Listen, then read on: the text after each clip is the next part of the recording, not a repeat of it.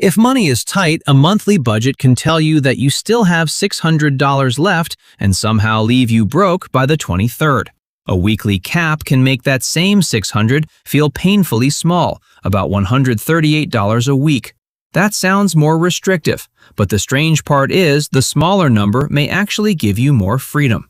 The question is why? Imagine it is payday. Rent is covered, utilities are covered, minimum debt payments are covered. After the bills, you have $600 for groceries, gas, takeout, coffee, random pharmacy runs, and every tiny thing that appears between now and next month. On a monthly budget, the screen says $600 available. That number feels safe. 3 days later, you spend $90 at the grocery store, $40 on gas, $25 on takeout, $12 on a subscription you forgot existed. You check again, $433. Still looks safe. That is the trap. A monthly budget gives you a destination. It tells you where the money should end up by the end of the month. A weekly cap gives you a speed limit. And when money is tight, speed matters. Because the problem is usually not that you cannot understand 600 minus 167, the problem is that your brain sees $433 and compares it with today's purchase, not with the next 27 days. A $12 lunch looks tiny next to $400. It looks very different next to a $138 weekly cap. That is the clue to this entire comparison. The same purchase can feel cheap or expensive depending on the size of the bucket around it, and the bucket is about to get smaller. Take that $600 monthly spending allowance. If you use it as one big pot, you can spend $200 in the first week and technically still be under budget. Nothing flashes red, nothing has failed. You have $400 left. But now the month has 3+ weeks to go. The budget did not stop you, it simply recorded the crime scene. With a properly calculated weekly cap, your target is roughly $138 per week. So if you spend $200 in week 1, you do not discover the problem on day 23. You discover it on day 7. That $62 overage has nowhere to hide. And that is the first advantage of weekly caps: faster feedback. Not more money, not magical discipline, just a shorter distance between the mistake and the moment you can correct it. But there is a catch, and it is hiding inside the number 150. A lot of people would take $600 divided by 4 and say, perfect, $150 a week. Clean, easy. Wrong. There are 52 weeks in a year, not 48.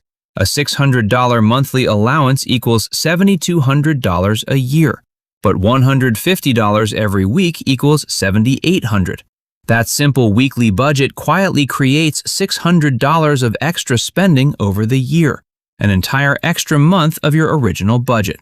So if you switch to weekly caps, do not divide the month by 4 and walk away feeling financially enlightened. Convert the annual amount.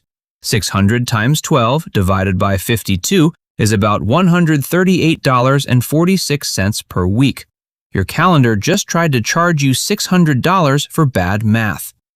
And this is where weekly budgeting stops being cute and starts becoming useful. Imagine Monday morning. Your weekly cap resets at roughly $138. You buy groceries for $65, gas costs $40. By Wednesday, you have about $33 left. Suddenly, the $20 delivery fee on a meal is not just $20, it's most of what remains until the reset. That's not the money disappearing, that's the trade-off becoming visible. Do you want the takeout or do you want room for the gas station on Friday? Do you want the impulse Amazon order or do you want to stop checking your banking app like it's a medical monitor? You can still choose the fun thing, but now the other thing you're giving up is standing in the room with you. With one big monthly number, that trade-off can feel weeks away, and weeks away is a very comfortable place for a problem to hide. So weekly caps win, right? Not yet. Because monthly budgets have one superpower weekly caps are terrible at if you use them alone. They can see bills coming from farther away.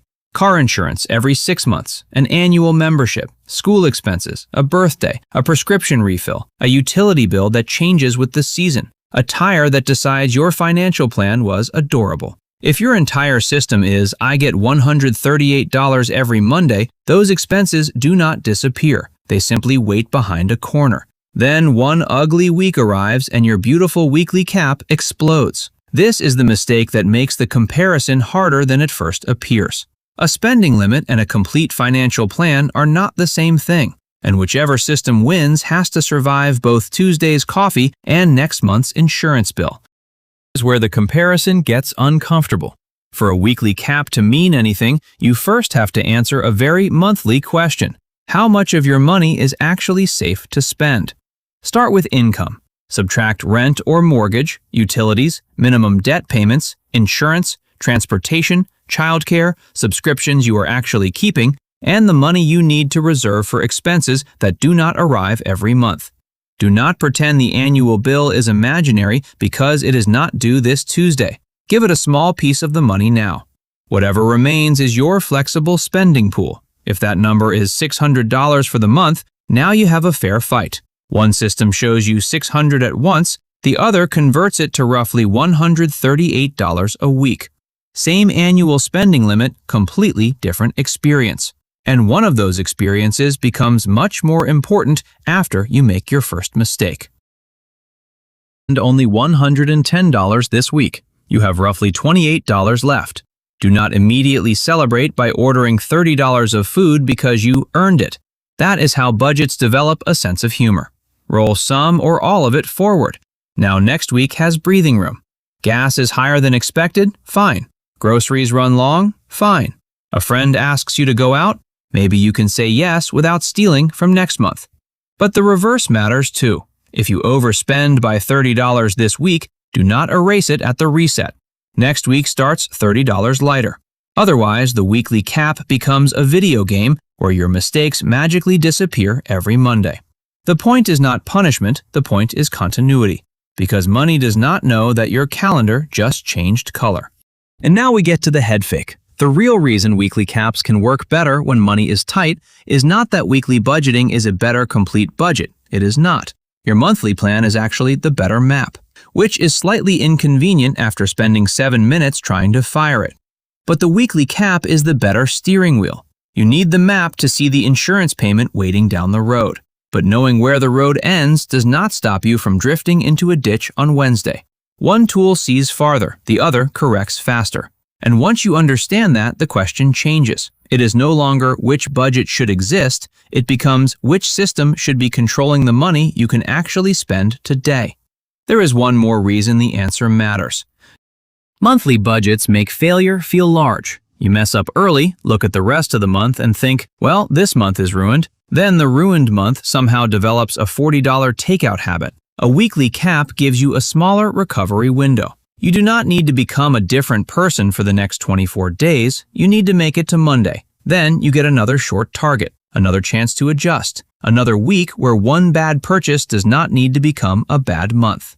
That is the callback to the number we started with. $600 did not change. Your income did not change. Your bills did not change. The only thing that changed was the distance between checkpoints. And when money is tight, that difference can make the plan far easier to control.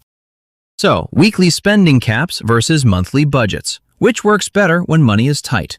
For groceries, gas, takeout, coffee, entertainment, and the flexible spending that can quietly get away from you, weekly caps win. They shrink the decision window. They expose overspending earlier, and they force today's purchase to compete with everything else that has to survive the same week.